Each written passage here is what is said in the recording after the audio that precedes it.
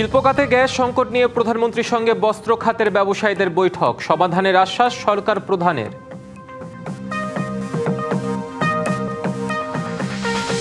এবং মধ্যপ্রাচ্য সংঘাতের মধ্যেও চাঙা মার্কিন পর্যটন খাত। জ্বালানি ও বিমান ভাড়া বৃদ্ধির পরও ফুটবল বিশ্বকাপে ভ্রমণে দৃঢ় ছিলেন উচ্চ আয়ের পর্যটকরা। এখনও সংকট কাটেনি গ্যাসের, তাতে জনজীবনের পাশাপাশি ভুগছে শিল্প খাত। বুধবার বস্ত্র খাতের ব্যবসায়ীদের সংগঠন বিটিএম এর নেতারা প্রধানমন্ত্রী তারেক রহমানের সঙ্গে দেখা করে শিল্পে গ্যাস সংকটের সমাধান চেয়েছেন। প্রধানমন্ত্রী সমাধানে উদ্যোগ নেওয়ার আশ্বাস দিয়েছেন বলে জানিয়েছেন তারা।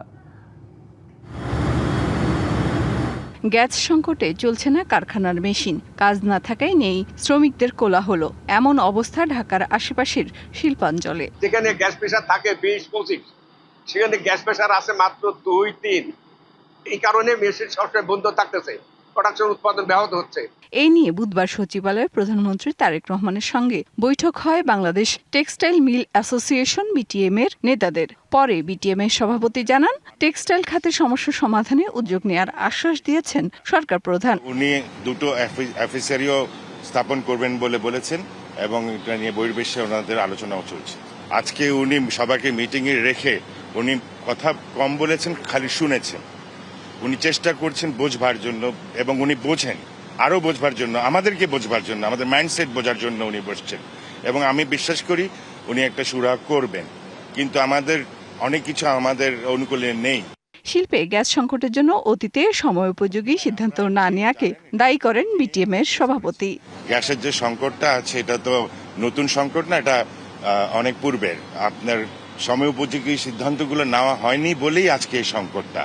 মহেশখালীর একটি ভাসমান এলএনজি টার্মিনালের ত্রুটির কারণে প্রায় এক সপ্তাহ ধরে বিঘ্নিত হচ্ছে গ্যাস সরবরাহ, যার নেতিবাচক প্রভাব পড়েছে জনজীবন থেকে শুরু করে শিল্প কারখানাগুলোতেও। মেহের মনি, ডিবিসি নিউজ, ঢাকা।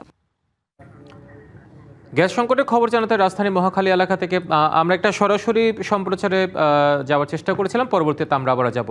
ফিরছি পরের খবরে। অর্থঋণ আইনে ব্যাংকের করা নিলামের বৈধতা চ্যালেঞ্জ করে হাইকোর্টে সরাসরি রিট আবেদনের কোনো সুযোগ নেই বলে রায় দিয়েছে উচ্চ আদালত। বুধবার এটিএম আশরাফুল ইসলাম হেলাল বনাম বাংলাদেশ এবং অন্যান্য মামলার পূর্ণাঙ্গ রায়ে জানা গেছে এমন তথ্য। এর আগে গেল 16 জুলাই বিচারপতি মোহাম্মদ মুজিবুর রহমান মিয়া এবং বিচারপতি রেজাউল করিমের হাইকোর্ট বেঞ্চ এর রায় দেয়। রায়ে আদালত জানিয়েছে, অর্থ ঋণ আদালতের আইনের 12-3 ধারায় অধীনে শুরু হওয়া নিলাম প্রক্রিয়াকে চ্যালেঞ্জ করে রিট পিটিশন দায়েরের আইনি কোনো সুযোগ নেই। নিলামে বিক্রি হওয়া সম্পত্তি ক্রেতার নামে রেজিস্ট্রি ও নামজারি হলে তাতে ক্রেতার চূড়ান্ত মালিকানা নিশ্চিত হয়। এমন পরিস্থিতিতে আইনি সময়সীমা পার হওয়ার পর রিট আবেদনের মাধ্যমে সেই নিলাম বাতিল বা সম্পত্তি ফেরত পাওয়ার সুযোগ থাকে না। আইনজীবীরা বলছেন, অর্থ ঋণ আদালত আইনে ঋণ খেলাপিকে আপিলের মাধ্যমে নিলাম স্থগিতের সুযোগ দেওয়া আছে।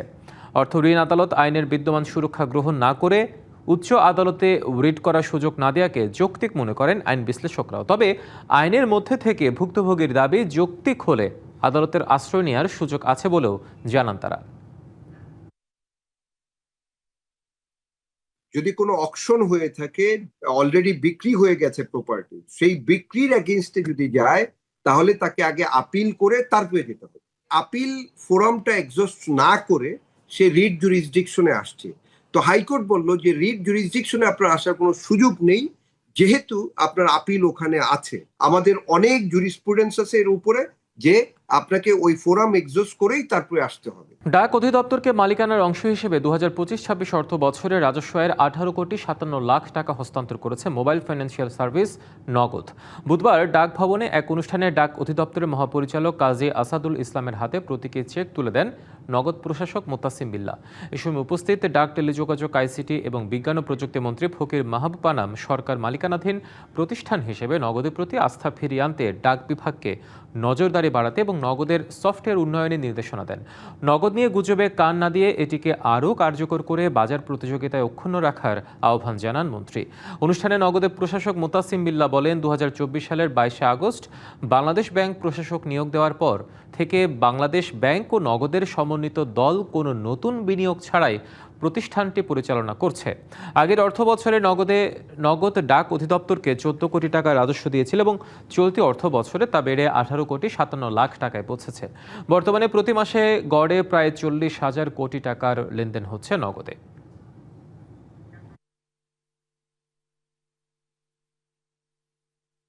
চাঁপাই নবাবগঞ্জে শুরু হয়েছে আমন মৌসুম, তবে সার আর ডিজেলের দাম বাড়ায় উৎপাদন খরচ তোলা নিয়ে শঙ্কায় কৃষক। সরকারি প্রণোদনার পাশাপাশি ধানের মূল্য নির্ধারণ করে দেওয়ার দাবি তাদের। চাঁপাইনবাবগঞ্জে মাঠ জুড়ে এখন আমন রোপণের উৎসব। পর্যাপ্ত বৃষ্টি খরচ বাঁচিয়ে দিলেও হাসি নেই কৃষকের মুখে। গেল বছর প্রতি বস্তা ইউরিয়া সার কিনতে যেখানে কৃষকের খরচ হয়েছিল 1100 থেকে 1200 টাকা, সেখানে এবার গুনতে হচ্ছে 1450 থেকে 1500 টাকা।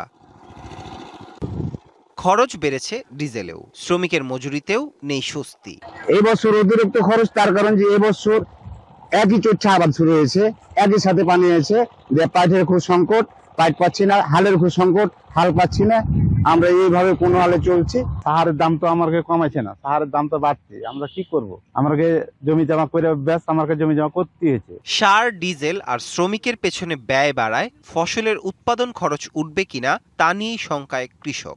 দাবি সরকারি প্রণোদনা বাড়ানোর, বাজারের সাথে সামঞ্জস্য রেখে আমনের দাম নির্ধারণ করে দেওয়ার। সাহারের দাম কমাইতে হবে, তেলের দাম কমাইতে হবে, আর ধানের দাম বাড়তি করতে হবে, তাহলে কৃষক বাঁচবে। সারের দাম বা ডিজেলের দাম বৃদ্ধিতে আমাদের উৎপাদন খরচ বাড়ছে, আমরা কিন্তু সেই উৎপাদন খরচ হিসেবে দ্রব্যমূল্যের দামটা বেশি পাবো না, আমরা বাড়াতে পারবো। এই পরিস্থিতিতে আসলে কৃষিটা কোথায় যাবে এটা বলা খুব অনিশ্চিত। আসলে কৃষকের ফসল, সবজির দাম এত হবে, এইটার দাম এটা হবে, একটা নির্ধারিত মূল্য যদি তৈরি হতো তাহলে খুবই ভালো হতো। আমন চাষাবাদে কৃষকদের সার্বিকভাবে সহযোগিতার আশ্বাস কৃষি বিভাগের। এ পর্যন্ত 8270 হেক্টর জমিতে রোপণ কাজ হয়েছে, যেটাকে যদি বলি 15% জমিতে রোপণ হয়েছে। এবং আবহাওয়া যেহেতু অনুকূল আছে এবং কৃষকরা ব্যস্ত আছে ধান রোপণের জন্য, আশা করা যায় আমাদের যেটা টার্গেট সেটা আমরা অ্যাচিভ করতে পারবো। মাঠ পর্যায়ের উপসহকারী কৃষি কর্মকর্তাগণ কৃষকদের পাশে থেকে তাদেরকে পরামর্শ দিয়ে যাচ্ছে। চাঁপাইনবাবগঞ্জ জেলায় এবছর 53,800 হেক্টর জমিতে আমন আবাদের লক্ষ্যমাত্রা ধরা হয়েছে। DBC news desk. এবার মুদ্রা বাজারের খবর। দেশের বাজারে বেড়েছে সৌদি রিয়াল, সিঙ্গাপুরি ডলার সহ বেশ কয়েকটি বৈদেশিক মুদ্রার দর। ব্যাংকগুলো গ্রাহকের কাছে মার্কিন ডলার বিক্রি করছে 124 টাকা দরে আর গ্রাহকের কাছ থেকে কিনছে 123 টাকা দরে। ব্রিটিশ পাউন্ড ব্যাংকে বিক্রি হচ্ছে 166 টাকা আর ব্যাংক গ্রাহকের কাছ থেকে কিনছে 160 টাকা দরে। প্রতি ইউরো ব্যাংক বিক্রি করছে 147 টাকা আর কিনছে 143 টাকায়। কানাডিয়ান ডলার বিক্রি হচ্ছে 90 আর ব্যাংক কিনছে 85 টাকায়।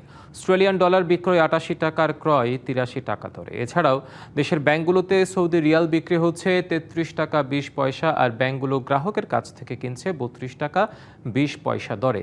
আজ ইউএই দিরহামের ব্যাংকে বিক্রি হচ্ছে 33 টাকা 50 পয়সা আর ব্যাংক কিনছে 32 টাকা 20 পয়সা দরে।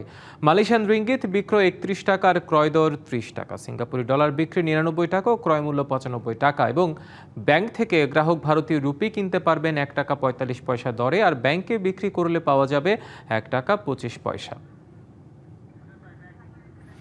এবার আন্তর্জাতিক বাজারে পণ্যের দরদাম। বিশ্ববাজারে বাড়তি স্বর্ণের দাম। প্রতি ট্রয় আউন্স স্বর্ণ আজ বিক্রি হচ্ছে $4037 দরে। বেড়েছে রূপার দরও। প্রতি ট্রয় আউন্স রূপা বিক্রি হচ্ছে $57.90 দরে, 90 সেন্ট দরে। এবং বাড়তি ইস্পাতের দাম। প্রতি টন ইস্পাত বিক্রি হচ্ছে $3059 দরে আর বেড়েছে ক্রুড অয়েলের দামও। আন্তর্জাতিক বাজারে প্রতি ব্যারেল ক্রুড অয়েল বিক্রি হচ্ছে $81.81 দরে আর প্রতি টন কয়লা আজ বিক্রি হচ্ছে $130.25 দরে। আন্তর্জাতিক বাজারে কমতি চালের দাম। প্রতি হ্যান্ড্রেডওয়েট চাল আজ বিক্রি হচ্ছে $13.66 দরে। আজ বিশ্ববাজারে প্রতি বুসেল গম বিক্রি হচ্ছে $600.63 দরে এবং প্রতি বুসেল ভুট্টা বিক্রি হচ্ছে $457.75 দরে। বিশ্ববাজারে প্রতি টন পাম অয়েল বিক্রি হচ্ছে $4678 আর প্রতি পাউন্ড চিনি বিক্রি হচ্ছে $14.73 দরে।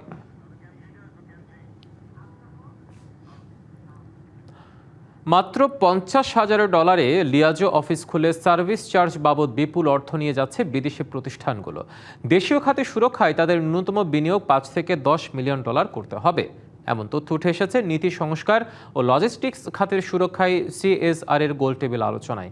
এ সময় বক্তারা বলেন, বিদেশি কোম্পানির দাপট কমাতে ফ্রেট ফরওয়ার্ডিং ও C&F সহ 4 উপখাতেই অন্তত 60% দেশীয় মালিকানা ধরে রাখতে হবে। এ সময় বেশ কিছু প্রস্তাবনাও দেন ব্যবসায়ীরা। সেই সাথে আইন সংস্কারের স্পষ্ট তাগিদ উঠে আসে সেন্টার ফর স্ট্র্যাটেজিক রিসার্চের গোলটেবিল আলোচনায়।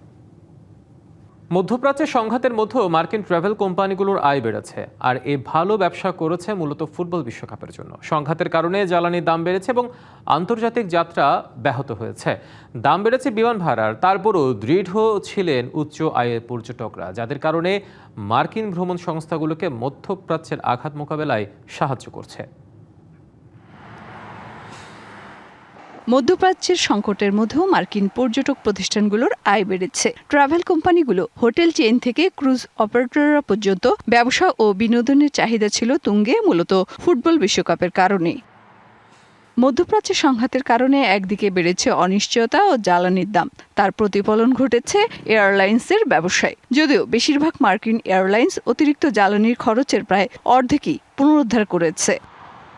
তবে অনেক ভোক্তা, বিশেষ করে বেশি আয়ের যাত্রীরা অর্থনৈতিক অনিশ্চয়তা এবং বেশি ভ্রমণ খরচ নিয়ে উদ্বিগ্ন ছিলেন না। হোটেল ব্যবসায়ীরা জানিয়েছেন বিশ্বকাপে ত্রৈমাসিকে আয় বাড়িয়েছে, কিন্তু সবচেয়ে বড় বদলটা এসেছে মধ্যমানের হোটেলগুলো থেকে, যারা ব্যবসা এবং গ্রুপ ভ্রমণের চাহিদা থেকে উপকৃত হয়েছে। বিলাসবহুল হোটেলগুলোর তথ্য বলছে বিলাসিতা সবসময় সহনশীল খাত, যার বড় মাধ্যম ট্রাভেল বা ভ্রমণ। Mehermoni, DBC news, Dhaka.